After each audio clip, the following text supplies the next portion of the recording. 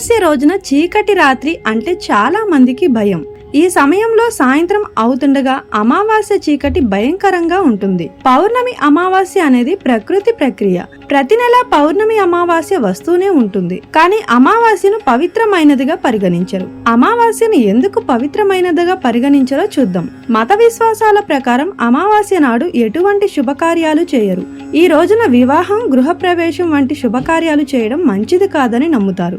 అమావాస్య రోజున ప్రత్యేకంగా ఒక దేవుడిని పూజించాల్సిన అవసరం లేదు. మీకు నచ్చిన దేవుడిని పూజించవచ్చు. మంచి ఆరోగ్యం కోసం ఈ రోజున దుర్గాదేవిని పూజిస్తారు. నచ్చిన భక్తులు కార్తికేయుడిని పూజిస్తారు. కొంతమంది అమావాస్య నాడు పుడితే మంచిది కాదు అంటారు.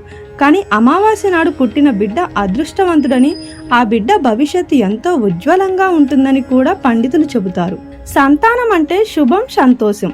అమావాస్య నాడు పుడితే ఇంకా మంచి జరుగుతుందని అంటారు.